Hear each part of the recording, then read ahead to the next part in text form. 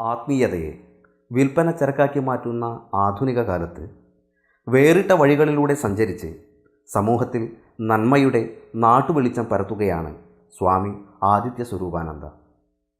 തൃശ്ശൂർ ശങ്കരയ്യ റോഡിലെ ശിവാശ്രമത്തിൽ തനിക്ക് പ്രിയപ്പെട്ട പക്ഷിമൃഗാദികൾക്കൊപ്പം ജീവിക്കുന്ന സ്വാമികൾ പാമ്പുകളുടെ ഉറ്റതോഴൻ കൂടിയാണ്. പാമ്പുകളെ സംരക്ഷിക്കുക എന്നത് ജീവിത വ്രതമാക്കി മാറ്റിയ സ്വാമി ആദിത്യ സ്വരൂപാനന്ദയുടെ വിശേഷങ്ങളിലേക്ക്. ചെറുപ്പം മുതൽ ഞാൻ തൃശ്ശൂർ പൂങ്കുന്നത്ത് രാമകൃഷ്ണ മിഷൻ, അതിൻ്റെ വിവേകാനന്ദ വിജ്ഞാന ഭവൻ എന്ന് പറഞ്ഞ ആശ്രമമുണ്ട്. ആശ്രമത്തിൽ ഞാൻ സ്ഥിരമായിട്ട് പോവും. അപ്പോൾ ഈ സന്യാസിമാരായിട്ടുള്ള ആ ബന്ധം കൂടുതൽ അടുത്തപ്പോൾ സ്വാമി മൃഢാനന്ദ, സ്വാമി സഖ്യാനന്ദ, സുപ്രഭാനന്ദ സ്വാമികൾ, അത് കഴിഞ്ഞ് അവിടുന്ന് സ്വാമി ആത്മസ്വരൂപാനന്ദ. എൻ്റെ ഗുരു എനിക്ക് സന്യാസം തന്നിട്ടുള്ളത് ആത്മസ്വരൂപാനന്ദ സ്വാമിയാണ്. സ്വാമിജിയായിട്ടുള്ള കൂടുതൽ അടുപ്പം എന്നെ മറ്റ് ജീവിതത്തിൽ നിന്നും സന്യാസത്തിലേക്ക് നയിച്ചു എന്ന് വേണമെങ്കിൽ പറയാം. അങ്ങനെ പത്രപ്രവർത്തനം, പല വിധത്തിലുള്ള ബിസിനസ്സുകളെല്ലാം ചെയ്തിട്ടുണ്ടെങ്കിൽ കൂടിയും സന്യാസം അതിൽ നിന്നൊക്കെ വളരെ ഉയർന്ന തലമാണെന്ന് മനസ്സിലാക്കിയതിൻ്റെ പേരിൽ നമ്മൾ സന്യാസം സ്വീകരിക്കാനുണ്ടായത്. പിന്നെ നാഗോപാസനയായിട്ട് ബന്ധപ്പെട്ട് നാഗങ്ങളെ കൊല്ലുന്നത് അത് പാപമാണ് എന്നുള്ള അറിവ് നാഗങ്ങളെ രക്ഷിക്കാനുള്ള പ്രവണതയിലേക്ക് എൻ്റെ മനസ്സിനെ ഡൈവേർട്ട് ചെയ്തു. ഞാൻ ആശ്രമത്തിലിരിക്കുന്ന സമയത്തൊരു വീടിൻ്റെ ഉള്ളിൽ പാമ്പുണ്ടെന്ന് പറഞ്ഞപ്പോൾ ഞാൻ ആദ്യമായിട്ട് കാണാൻ പോയതാണ് പാമ്പിനെ. വലിയ മൂർഖനാണെന്നൊക്കെ പറഞ്ഞപ്പോൾ കാണാൻ പോയപ്പോൾ അതിനെ പിടിച്ച് രക്ഷിക്കണം, എല്ലാവരും വടിയെടുത്ത് നിൽക്കണം അതിനെ കൊല്ലാനായിട്ട്. അപ്പോൾ എനിക്കും എൻ്റെ കുട്ടികൾക്കും തോന്നി അതിനെ രക്ഷപ്പെടുത്താനുള്ളൊരു മാനസികമായിട്ടുള്ളൊരു ഇത് തോന്നി. അങ്ങനെ ആദ്യമായിട്ട് ആ പാമ്പിനെ ഞങ്ങൾ പിടിച്ച് പാടത്ത് കൊണ്ടുവിട്ട് രക്ഷപ്പെടുത്തി.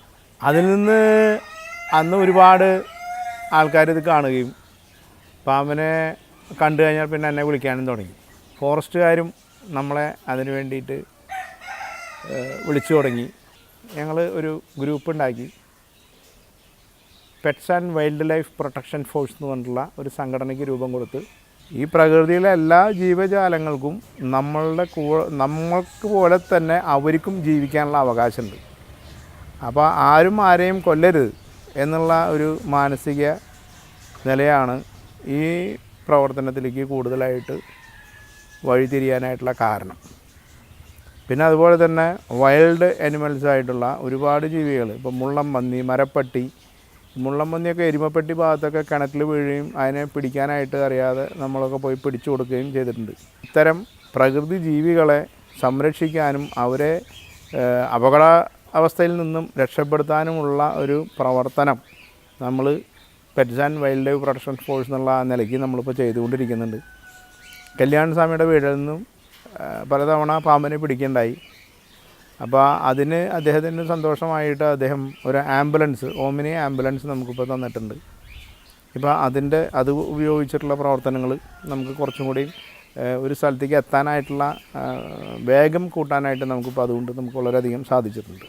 ഏത് വിധത്തിലായാലും നമ്മൾ ഉദ്ദേശിക്കുന്ന ഒരു കർമ്മം, അതായത് പാമ്പിനെ കൊല്ലാതെ രക്ഷപ്പെടുത്തുക എന്ന് പറയുന്നത്, ഇപ്പോൾ ചേരേനെ കൊല്ലാൻ പാടില്ല, മൂർഖനെ കൊല്ലാൻ പാടില്ല, അതുപോലെ തന്നെ മലമ്പാമ്പിനെ കൊല്ലാൻ പാടില്ല. ഇതൊക്കെ പ്രത്യേകം ഷെഡ്യൂളിൽ പെട്ടിട്ടുള്ളത് കൊണ്ട് അതിനെയൊക്കെ കൊല്ലുന്നത് ശിക്ഷാർഹമാണ്.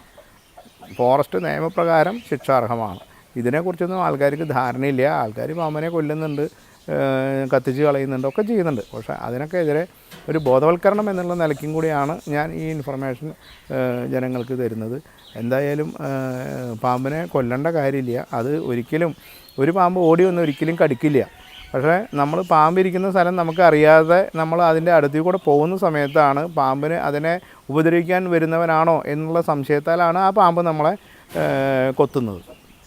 അല്ലാതെ ഓടി വന്നിട്ടൊന്നും ഒരു പാമ്പും നമ്മളെ കൊത്തില്ല. അപ്പോൾ അതുകൊണ്ട് ആരും പാമ്പിനെ കൊല്ലരുത്. അഥവാ അങ്ങനെ കണ്ടു കഴിഞ്ഞാൽ തന്നെ നിങ്ങളതിനെ ആട്ടി ഓടിക്കുക, അല്ലെങ്കിൽ അതിനുള്ളൊരു ഇൻഫർമേഷൻ ഞങ്ങൾക്ക് തരികയാണെങ്കിൽ ഞങ്ങൾ വന്ന് ഇതിനെ പിടിച്ച് സുരക്ഷിതമായിട്ട് കാട്ടിൽ കൊണ്ടുവിട്ട് അതിനെ റിലീസ് ചെയ്യുന്നതായിരിക്കും.